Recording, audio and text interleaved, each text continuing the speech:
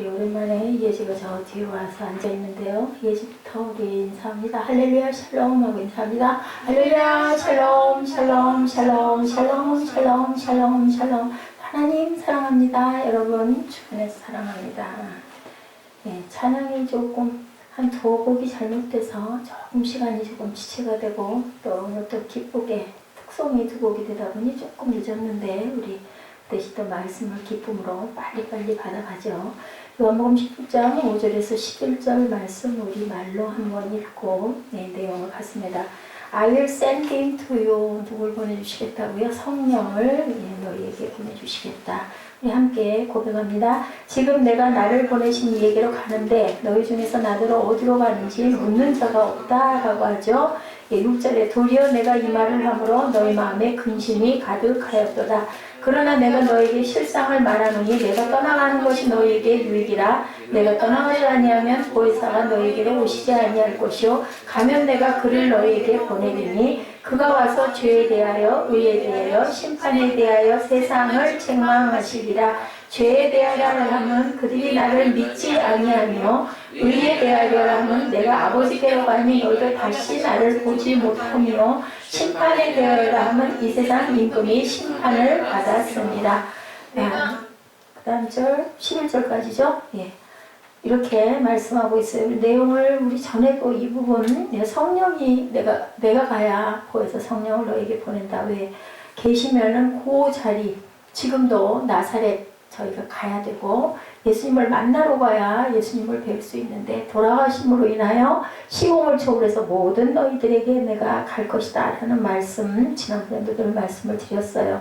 우리가 세상을 살아갈 때 본질적인 질문 3가지. 자, 사무엘아 인생은 어디서 왔는가? 조금 거창하기 때문에. 그런데 인생은 왜 왔을까? 어디서 왔어요? 하늘? 저 하늘? 누구에게서? 하나님께서 보내주셔서. 두 번째, 왜 살아요? 왜 살까? 우리는 왜 살까? 예지야, 조금 황당한 질문 같아. 왜 살아? 왜 사나? 어떤 사람은 먹기 위해서 산 다음에? 먹기 위해서 살아, 사무엘아? 그건 아니지. 아무리 생각해도 그지? 먹기 위해서 사는 건 아니야. 어떤 사람은 종족 번식을 위해서 대를 잇기 위해서 산다. 꼭도 아닐 것 같아요. 어떤 사람은 일하기 위해서 산다. 그것도 말도 안 되잖아요. 네, 이거 전혀 답이 아니에요. 첫 번째 질문, 인생은 어디서 왔는가? 아까 얘기한 것처럼 어떤 사람은 그냥 생겨났다. 어떤 사람은 진화의 과정을 거쳐서 유인원이 어떻게 돼가지고 사람이 됐다. 어떤 사람은 이도저도 아니고 그런 의미 부여할 거 없다. 그냥 생겨났으니까 살다가 가면 된다. 이렇게 얘기해요. 어떤 사람은 하나님께서 우리 인생을 창조했다. 하나님께서 우리 인생을 창조했다 하면 그랬어요. 또 세 번째 질문이 있어요. 세 번째 질문, 인생을 주고서 어디로 가는가? 이게 아주 중차대한 질문이에요. 첫 번째, 인생은 어디서 왔나? 둘째는 왜 사는가? 세 번째는 인생은 그러면 어디로 가는가? 그죠? 죽어서 어디로 가는가? 우리는 너무 잘 알죠. 어떤 사람은 죽음 후에 아무것도 없다, 끝이다, 그렇게 말하는 사람도 있는데 과연 그럴까요? 어떤 사람은 죽음 후에 홀령으로 세상을 떠돌아다닌다, 그런 얘기 많이 해요. 옛날에 할머니들이 그런 말씀 많이 하시는 거 저도 들었어요. 그래서 그저 원한이 있으면 못 가고 홀령이 떠 있기 때문에 그거를 잘 위로해 줘야 한다 그래가지고 구술하는 경우를 제가 주변에서도 많이 봤습니다. 어떤 사람은 죽음 후에 천국이나 지옥으로 정말로 간다라고 고백도 해요. 근데 예수님은 왜 떠나셨어요? 예수님은 왜 가셨을까요? 왜 오셨을까요? 왜 가셨을까? 오늘 그 말씀을 하시는 거예요. 본문 말씀에 예수께서 자신에 대한 기원, 왜 오셨고 왜 존재하고 있었고 그리고 인생의 길을 확실하게 너희들에게 내가 정의해 주겠다. 본문 5절 6절이죠. 우리 함께 합동합니다. 지금 내가 나를 보내신 이에게로 가는데 너희 중에서 나더러 어디로 가느냐 묻는 자가 없고 도리어 내가 이 말을 함으로 너희 마음에 근심이 가득하였도다. 왜요? 예수님이 왜 가시는지, 도대체 이게 무슨 소리인지, 도대체 예수님을 오셔가지고 기껏 3년 동안 우리 데리고 다니고 또 어디로 가신대. 이제 나를 볼 수가 없대. 내가 죽어서 천국에 갈 거래. 여러분 같으면 황당하지 않겠어요? 황당할 것 같아요. 그죠? 잘 따라다니다가 어떻게 좀 출세도 좀 해보고 싶고 그 제자들 중에 그랬잖아요. 누가 이들 중에서 크니까 물어봤어요. 어디나 사람이 모여있는 곳에서는 누가 첫째일까, 누가 두 번째일까 이런 생각들을 우리 마음 안에 다 그게 있다는 거죠.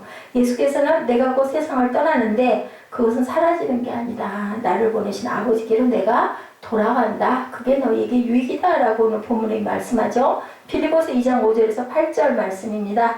너희 안에 이 마음을 품으라. 잘 아시는 말씀이죠. 곧 그리스도 누구의 마음? 예수의 마음이니 그는 근본 하나님의 본체시나 하나님과 동등됨을 취할 것으로 여기지 아니하시고 오히려 자기를 비워 종의 형체를 가져 사람들과 같이 되었고 사람의 모양으로 나타나셨음에 자기를 낮추시고 죽기까지 복종하셨으니 곧 십자가에 죽으심이라. 십자가에 죽으심이 죽기까지 복종하신 것이다. 죽기까지 나를 낮췄다. 돌아가실 뿐이 아닌데 아무 죄가 없는데 우리를 위해서 하나님과 동등한 하나님이신데 종의 모양을 가지고 사람들과 같이 되어서 오셨다. 맞죠? 사람의 모양으로 나타나시고 또한 돌아가시기까지 죽기까지 복종하셨다. 그것이 바로 십자가의 죽음이다. 예수께서 육체를 입으시고 세상에 오셔서 모든 인간을 대신해 십자가에 죽으시고 부활하신 후에 자신을 보내신 하나님 아버지께 나는 이제 다시 돌아가신다라고 지금 말씀하고 계세요. 문제는 예수님과 가장 가까이 지내던 제자들마저도 이 진리에 대해서 전혀 알 수가 없어요. 우리도 성경을 보고 알고 그렇다 하니까 맞구나 이지만 지금 이때는 제자들은 아무것도 모르고 성경이 없을 때예요. 그럼 이 말을 하면 누가 믿고 누가 이해를 하겠어요? 이해하지 못하죠. 아버지의 뜻은 사람이 그것을 가히 그 깊이도 넓이도 짐작을 할 수가 없다. 왜냐하면 하나님은 높으시기 때문에 깊으시기 때문에 그 고백이 있죠. 예수께서는 어디로 가든지 대해서 확실히 모르고 있는 제자들에게 마음의 근심이 가득하고 불안해하죠. 도대체 이게 무슨 얘기야? 우리는 어떻게 되는 거야? 그러면 그 생각 제일 먼저. 우리 사무엘도 그 얘기했었지? 그럼 나는 어떻게 돼? 제일 중요한 게 나예요. 누구나 그래요. 그게 정말 솔직한 고백이에요. 다른 건 다 괜찮아. 그냥 내가 아무 문제 없었으면 좋겠는데 다 좋은데 그러면 나는 그 다음에는 어떻게 되지? 제자들이 똑같은 생각을 한 거예요. 우리가 항상 죽은 후 천국으로 간다는 진리를 알고 나면 죽음에 대해서 두려워하지 않게 되는데 과연 오늘 이정현 자매가 그 헌금 봉투에 천국 백성 되기에 알맞는 그러한 그 정연이 되게 해주세요 하고 썼네요. 보니까 우리가 거듭났다 할지라도 항상 뭐를 씻어야 돼요? 손발을 자주 씻어야 된다. 그리고 여러분들 그 참 나에게 좋지 않은 소리, 감정적인 소리를 들을 때 우리는 순간해요. 누구나 그래, 저도 그래요. 근데 그 생각을 하고 그냥 별꼴이 하고 넘어가면 안 되고 그 음성 속에도 하나님의 음성이 있을까? 내가 혹여 그런 부분이 정말 어떤 부분이 작은 부분이라도 그렇게 보여지지는 않았을까 하고 항상 돌아볼 줄 알아야 된다. 있을 거예요. 분명히 작은 부분 하나라도. 그러면 그 얘기한 사람에 대한 생각을 하지 말고 그 부분을 내가 이 부분은 내가 좀 고쳐야 되겠다. 참작해야 되겠다. 설령 저는 아이들이 하는 소리도 나중에 생각을 해요. 그래서 어떻게 보면 그런 게 오히려 정신건강에 나쁠 수도 있지만 누구를 통해서든 하나님의 음성을 들을 줄 알아야 된다. 죽음이란 육신의 형체를 벗는 것이죠. 근심하지도 말고 두려워하지 말아라. 7절에 말씀하죠. 그러하나 내가 너에게 실상을 말한다. 내가 떠나가는 것이 너에게 유익이다. 내가 떠나가지 아니하면 보혜사가 너에게로 오시지 아니할 것이요 가면 내가 그를 너희에게로 보내리니. 사람들은 이별에 대해서 다 섭섭해하고 아파하고 저는 초등학교 졸업식 가가지고 많이 놀랐어요. 우리는 초등학교 때 저는 지금도 기억이 생생해요. 제가 답사를 읽었거든요. 6학년 졸업할 때 송사를 5학년들이 읽어요. 답사를 저희가 읽고 저뿐만이 아니라 송사를 하는 5학년 저학년 그러니까 형아를 보내는 그 아래 학년도 또한 그것에 대한 답을 하는 언니 누나도 다 울어요. 울고 선생님 생각하면서 다 울고. 근데 요즘 졸업식은 전혀 그런 게 없더라고요. 아주 영상도 좋고 화려하고 아주 잘 짜여진 그런 프로그램으로 가고 있지만 느끼는 게 그냥 시기구나 하는 생각이 들고 저희들 초등학교 국민학교죠. 그때는 정말 엉엉 울었어요. 눈이 빨개지도록 담임선생님 헤어지는 게 너무 그만큼 서정적이고 정이 많았던 거예요. 근데 요즘에 예, 초등학교 졸업식 그렇지가 못하더라고요. 내가 떠나가지 않으면 이때는 어땠을까? 내가 떠나가지 않으면 보혜사가 너에게로 오지 않고 제자들은 기가 막혔을 것 같아요. 제가 요번에 이정현 자매 그 사건으로 제가 기가 막혀서 답을 아주 처음이에요. 태어나서 그 무슨 유감이 있는 것도 아니고 근데요 그 답을 못하게 된대. 할 수도 없고 알겠습니다 할 수도 없고 뭐 기도하겠습니다 할 수도 없고 그렇다고 길게 얘기하기는 싫고 전화할 마음도 일어나지도 않고 하여튼 참 그랬던 그 기억. 이 제자들도 그랬을 것 같아요. 아니 우리가 3년을 집도 버리고 부모도 버리고 가족도 버리고 다 따라다녔는데 이제 내가 갈 거고 내가 아버지께 돌아갈 거야. 그 우리는 어떻게? 그 생각이 너무 기가 막혔을 것 같아요.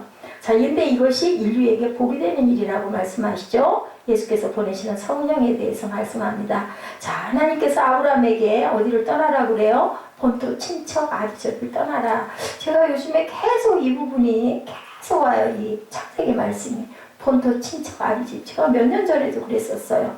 예, 그리고 모세에게도 애굽에서 떠나 어디로 가라고 그래? 약속한 땅으로 예, 가라고 말씀하죠. 80세 된 모세에게 떨기나무 사이에서 나타나서 우리가 새벽에도 말씀을 나눈 것 같은데 모세에게는 하나님 음성이 항상 들렸어요. 못 들은 거예요. 귀가 닫혀 있어서. 그 나이쯤 되니까 이제 하나님이 깨달아지고 느껴지고 음성이 들린 거죠. 크리스천들은 현실에 안주하는 사람이 아니라 어디로 가야 된다? 미지의 세계로 떠나야 된다. 뭐를 품고 비전을 품고 갈 줄 알아야 된다. 예, 우리가 마지막 가는 천국도 마찬가지예요. 그 비전을 품고 나는 내 고향으로 갈 거야. 소망을 가져야 된다는 거죠. 누가 그랬어요? 예, 누구죠? 꿈쟁이 누구예요? 요셉이 관 속에서도 자기 꿈을 가졌죠? 나는 이 애굽에서 있지 않을 거야. 내가 장녀가 되고 나중에 분명히 내 고향을 찾아갈 때 나를 꼭 파내가지고 내 관을 메고 가달라고 꿈을 선포하고 돌아가는데 그렇게 이어지죠. 예, 모세가 출애굽하면서 예, 그 관을 메고 갑니다. 우리는 이 세상에서 살다 어디로 떠나요? 천국으로 가죠. 예수님께서 말씀하신 식상이란 영적으로 무엇을 뜻하는 걸까요? 우리 한번 깊이 생각해 봅니다. 세상 사람들은 국가나 사회, 민족이 영원할 것이라고 목소리를 높이지만 과연 그럴까? 아니죠. 예, 아수르, 그죠? 그냥 파샤, 전부 대단한 나라들이었는데 바벨론 다 무너져요. 그죠? 무너지고 남아있는, 예, 그렇게 기가 막히는 공산당. 제가 어렸을 때 빨갱이 하면 새빨간 아주 무서운 흉악무도한 사람들로 기억을 했어요. 포스터를 그려도 새빨갛게 칠을 했죠. 그랬는데 지금 그런 자취도 없이 흔적도 없이 예, 자유민주주의가 아주 그냥 정말 딱하게 버티고 쓰는 그러한 장으로 열려요. 우리는 어렸을 때 그거 불가능하다 생각해서 무지무지하게 소련이 크고 무서웠거든요. 근데 절대로 영원하지 않다. 뭐가 영원하다? 제가 오늘 상담을 하면서 그런 얘기 했어요. 세대가 다를 수는 있지만 진리는 불변하는 거 아닐까요? 라는 얘기를 했습니다. 진리의 말씀, 하나님의 말씀. 내 세상에 살아가는 법칙도 역시 진리는 무슨 60년 전이나 100년 전이나 같아요. 그죠? 하나님 사랑, 예수님 사랑, 또한 이런 것처럼 이웃 사랑, 부모 사랑. 이게 변할 수가 없는 거죠. 아무리 변한다고 해도. 지상에 있는 어떤 것도 영원한 것은 없다. 근데 진리는 영원하다. 그것이 바로 하나님이 저희에게 주신 귀한 선물이죠. 그것을 깨달아 알면 세상 살아가는데 편하고 나중에 우리가 평안을 가지고 갈 수 있고 떠날 때도 아주 평안한 마음으로 모든 걸 다 비우고 떠날 수가 있다. 그게 가장 중요하죠. 근데 우리가 떠나기 위해서 출발했는데 목적이 없다면 방황할 수밖에 없다. 그래서 우리는 목표가 정확해야 된다. 하지만 그 떠남의 목적을 안다면 인생은 정말 즐겁죠. 나는 이거를 할 거니까 너무 기쁘고 즐겁다. 무릇 지킬 만한 것보다 마음을 지키라. 이번에 제가 목회자 그 모임에 다녀왔잖아요.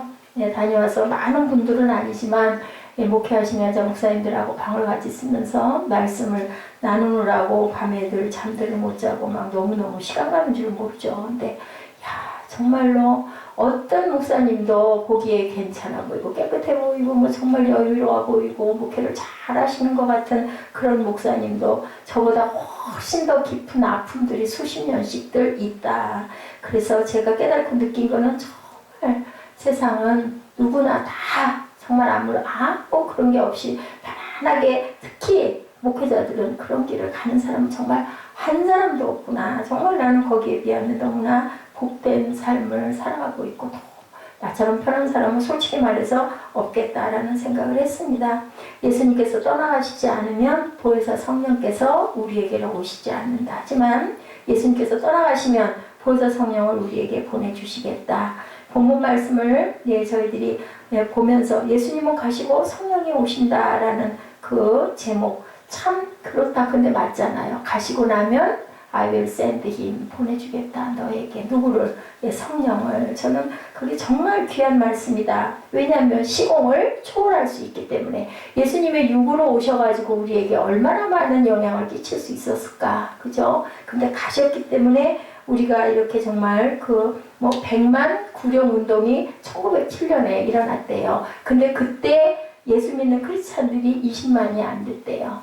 그리고 평양 대부흥할 때 운동할 때 10만이 안 됐대요. 그래서 20만을 목표로 기도했는데 이것 좀 봐. 기도했는데 나중에는 100만 구령 운동을 해요. 지금은 1000만이 넘는 그러한 그 믿음의 사람들이 많이 있었다. 그런 얘기가 있습니다. 자, 그럼 우리가 예수님께서 인간의 모습으로 지상에서 지내셔야 하는 그것 5대양 6대주를 치루 돌아다니면서 구원의 소식을 증거하고 전하는 과연 얼마나 증거하고 전할 수 있을까? 우리가 온 인류를 구원할 수가 분명히 예수님이 그렇게 해가지고는 없으셨을 것이다 라는 거예요. 자, 아무리 예수께서 인류를 구원하는 그 부분의 마음이 뜨겁고 완성된 그런 모든 것을 가졌다 할지라도 민족과 종족과 언어와 문화를 초월해서 모두에게 다 진리를 전할 수는 없는데 성령이 오셨기 때문에 우리가 그것이 가능하게 됐다. 지금 2000년이라는 세월이 흐른 지금 없어지지 않고 줄어들지 않고 점점점 더들 커지죠. 예수 그리스도의 복된 구원의 소식을 온 인류에게 증거할 수 있는 방법 성령께서 세상에 오시는 것밖에 없다. 여러분들 사도행전 2장이 증거죠. 그렇게 해서 성령이 오심으로 인해서 변화되지 않았던 예수님 계실 때도 변화되지 않았던 제자들이 성령 받음으로 인해서 전부 다 변화되죠. 세상 밖으로 나가죠. 사도행전은 그 사건이 최초고 그 사건이 모든 핵심이고 목적이기 때문에 사도행전 2장 얘기를 안 할 수가 없어요. 그렇게 오므로 모두가 다 변화가 됐으니까. 그리고 어떻게 했어요? 가진 것에 대해서 하나도 아까워하는 게 없을 만큼 모두 다 팔아서 나보다 없고 가난하고 부족한 사람들에게 무조건 나누고 집집마다 돌아다니면서 예배하고 먹고 나누고 그죠? 성찰을 받고 서로에게 주고받는 것들이 일어났기 때문에 변화는 누가 오심으로 성령이 오심으로 변화가 됐다. 영으로 오시는 그리스도만이 시공을 초월해서 세대를 이어 내려오는 모든 인류에게 복음을 전하고 증거할 수 있었다. 그렇기 때문에 예수께서는 아시고 내가 세상을 떠나는 것이 너희에게 유익이다 라고 말씀하셨다는 것이에요.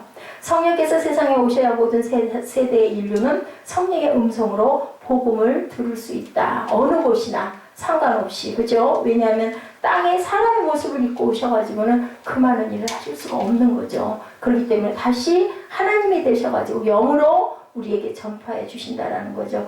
우리 세계에서 공중파로 그죠? 무슨 시간 같은 거 중계할 때, 운동, 그죠? 올림픽 같은 거 중계할 때 다 모든 사람이 다 볼 수 있잖아요. 세계가 하나가 돼서. 거기 가는 사람만 볼 수 있다면 얼마나 작겠어요. 그죠? 근데 그게 공중파로 모든 곳에 방영될 때 모든 사람들이 다 볼 수 있는 것과 같은 원리라는 거죠. 인간은 개인의 힘으로 예수님을 절대로 만날 수 없다. 개인이 예수님을 만나려면 타임머신 타고 2000년 전으로 돌아가야 된다는 거죠. 어디로? 그 갈릴리, 그 예수님 계시던 그곳에 예수님한테 가야 되는데 그것이 우리는 불가능하기 때문에 성령이 오셔서 지상의 교회들에게 오늘도 임재하신다. 우리가 그것을 알 수 있는 것, 우리가 성령 받은 사람들은 다 할 수 있습니다.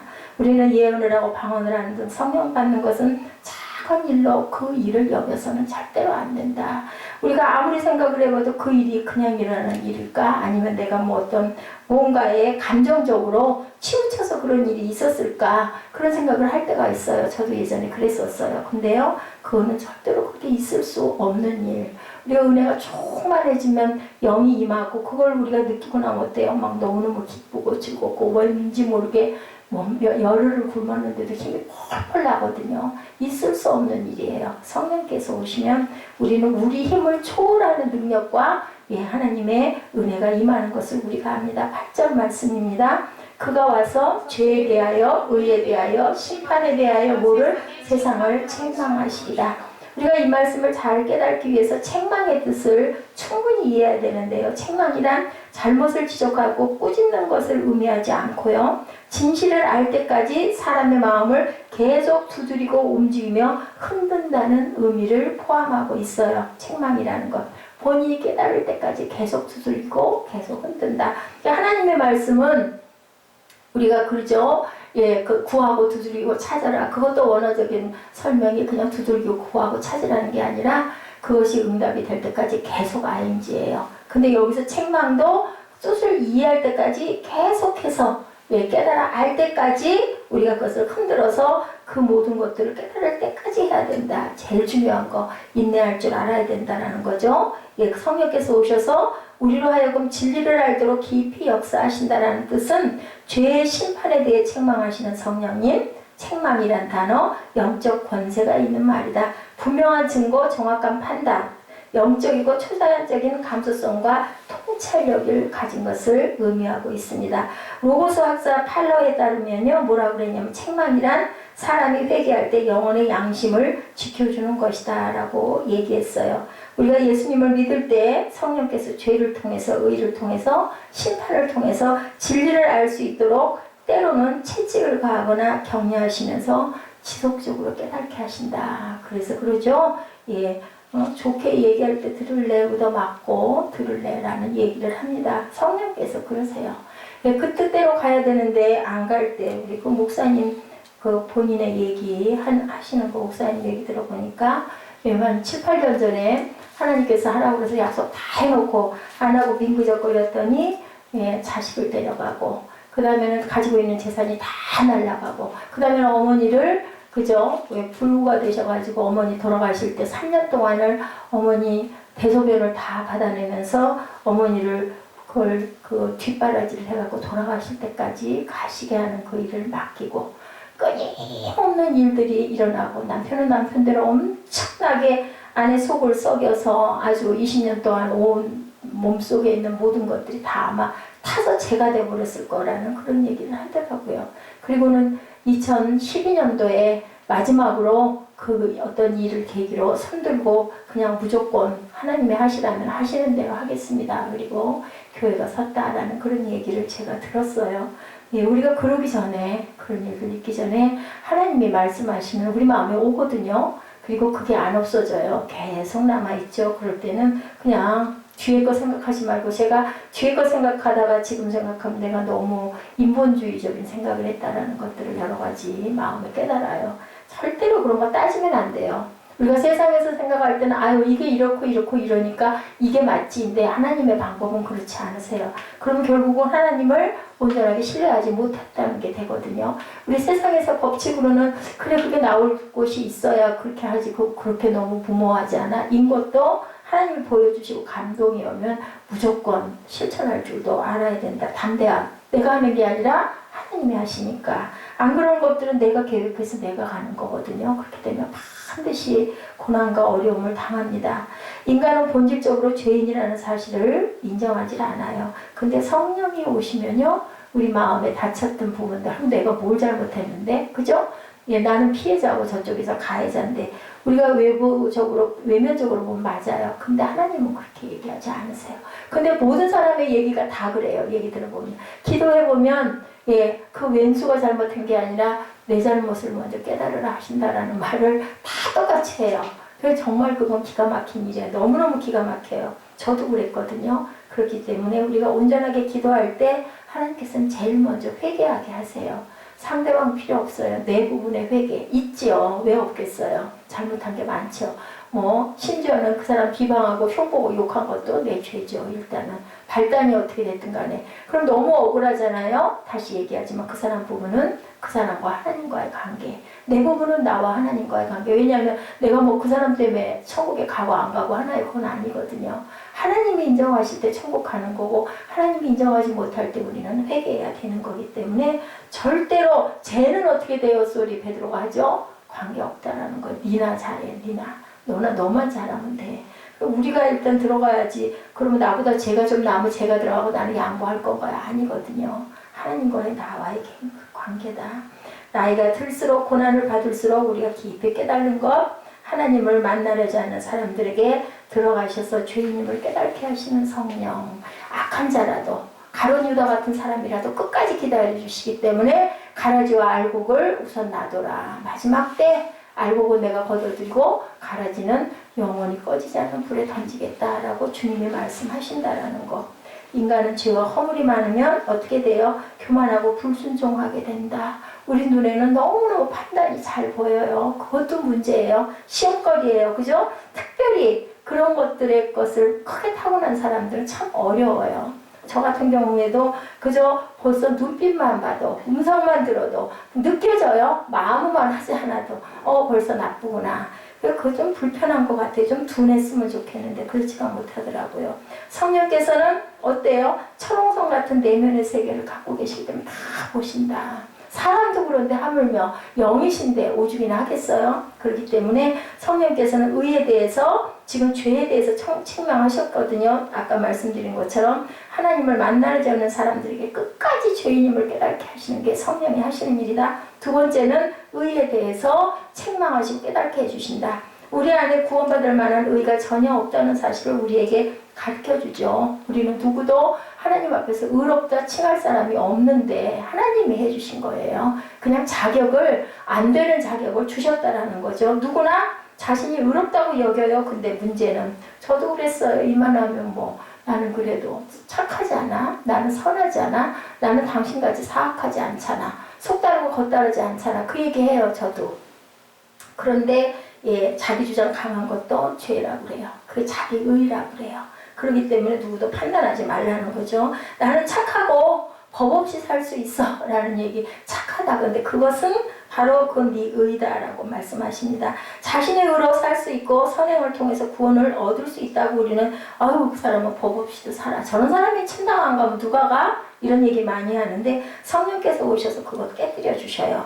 인간의 선한 의지가 인간 자체를 절대로 구원할 수 없다는 진리. 누구로? 예수 이름을 통해서만 우리가 갈 수 있다. 그래서 성경 말씀대로 살아가야 된다는 거. 때로는 지난번에 말씀드렸죠. 사울에게 블레셋 다 쳐 죽여 하면 죽여야 되지. 불쌍하니까 내가 그래 니들 가서 잘 살고 앞으로는 쳐들어오지 마. 이렇게 정말 아주 어깨 쫙 펴고 난치하고 하면 그것도 죄다. 왜냐하면 말씀에 순종하지 않았기 때문에. 그 사람들 살려 놓음으로 인해서 나중에 이스라엘 백성들이 죽거든요. 그렇기 때문에 내 백성 보호해야 되니까 악의 근원 뿌리를 뽑아버려라 말씀하세요. 구약에서는 그런 일이 너무 많아요. 할 때는 순종해야 되는 거예요. 무조건. 하나님 말씀이 맞으니까 옳으니까. 이것도 자기의 의라는 거죠. 예를 들면 세 번째, 성령께서 심판에 대해서 책망하시고 깨닫게 해주신다고 그러죠. 우리 그 절에 보면 세상에 개인의 종말이 있고 지구의 종말이 있는데 3, 40대 나이에 죽음을 생각하는 사람은 절대 별로 많지 않아요. 그죠? 자, 우리는 별로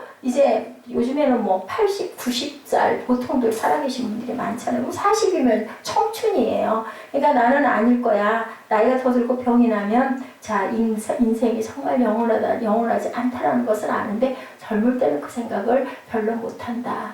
은말이 돼가면 무엇이 가깝다? 하늘나라가 가깝기 때문에 하나님의 음성을 더 많이 들을 수 있는데 젊은 나이엔 그렇지가 못한데 여러분들 젊어서 하나님 은혜 받고 하나님 알고 하나님이 가장 우선인 분들은 정말 큰 축복이라는 거 생각하셔야 됩니다. 성령께서 나이가 들어도 깨닫지 못하는 사람들 끝까지 깨닫게 해주신다. 네가 살아온 그 의가 네 중심으로 내 마음에 내가 보기에 선하고 착한 그것은 소용이 없다라는 것을 깨닫게 해주신다. 지속적으로 우리로 하여금 죄에서 벗어나 진리의 본질에 이르도록 인도하신다. 자, 예수 믿지 않는 게 가장 큰 죄다. 이런 것들에 대해 성령께서 어떻게 가르쳐 주실까? 9절에 말씀하죠. 9절 말씀 뭐라고 말씀하세요? 성령께서 죄에 대하여 죄에 대해서 하면 그들이 나를 믿지 아니하며 하고 나와 있죠. 예수 믿지 않는 거예요. 쉬운 얘기로 그냥 죄에 대해서 깨닫게 해주시는데 죄란 예수 믿지 않는 것.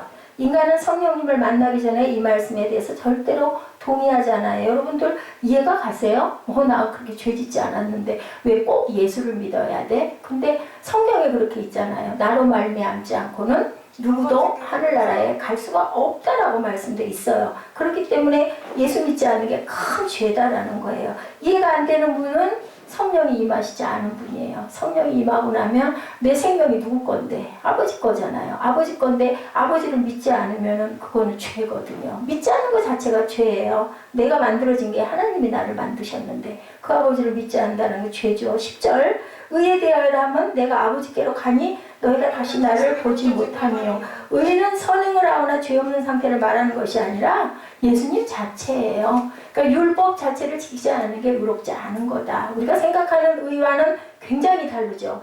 예수님의 의는 뭐예요? 십자가에 못 박혀 죽으시고 부활하셔서 하늘나라에 올라가심으로 완성되는데 그것을 믿지 않은 사람 죄다. 천국에 갈 수 없다. 그것을 고백할 줄 아는 것. 하나님은 예수 그리스도에게도 그러죠. 살아계신 하나님의 아들입니다. 그것은 누가 깨닫게 해주셨다? 예, 하나님께서 깨닫게 해주셨다. 인간의 힘으로는 그것을 깨달을 수가 없다는 얘기예요. 감춰진 비밀인데 은혜 받은 사람들에게는 감춰진 게 아니라 열려진 드러난 사실이고 모르는 사람들에게는 도저히 이해할 수가 없기 때문에 비밀이라고 말씀을 하시는 거죠.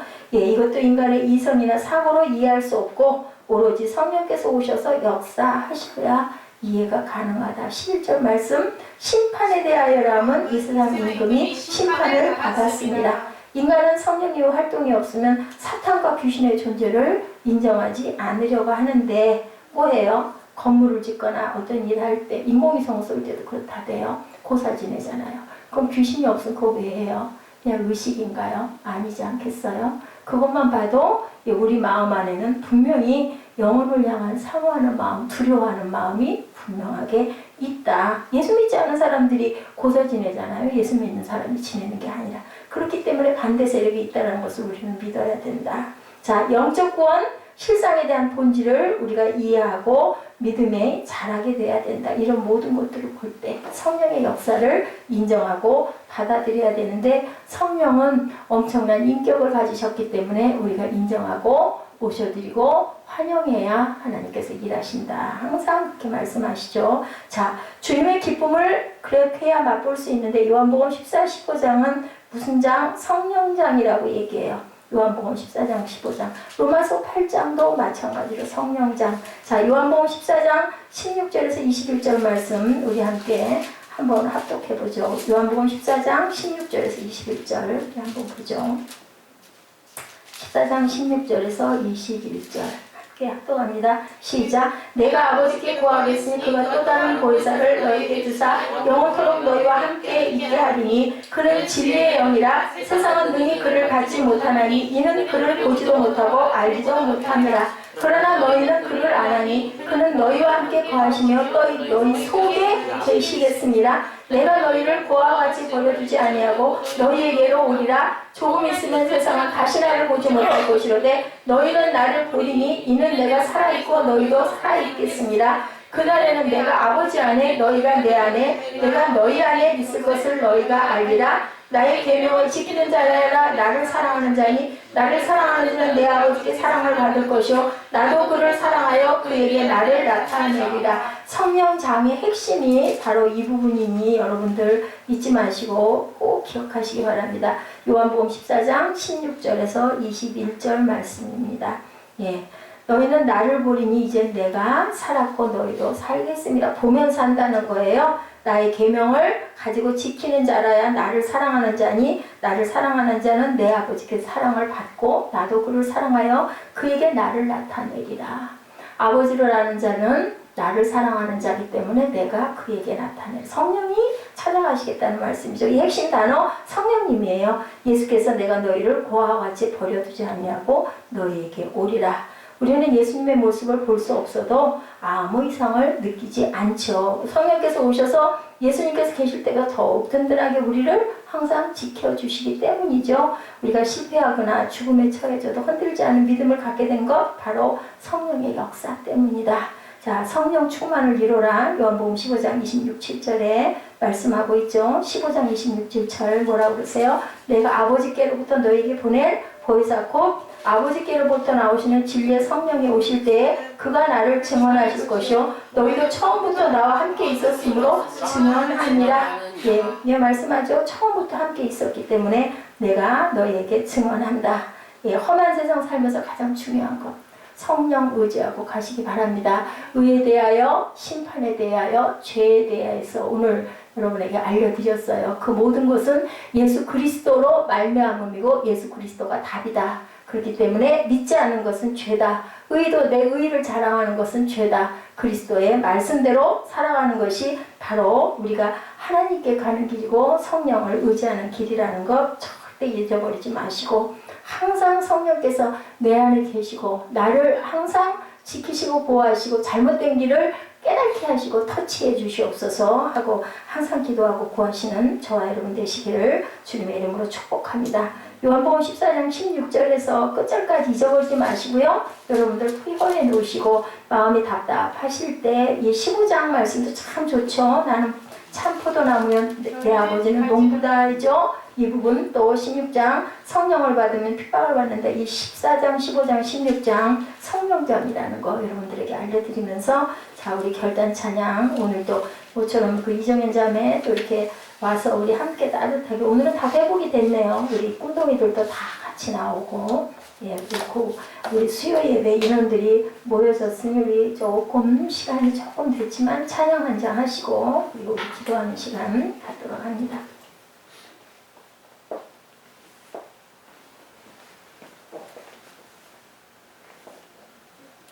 예쁘게 나왔어.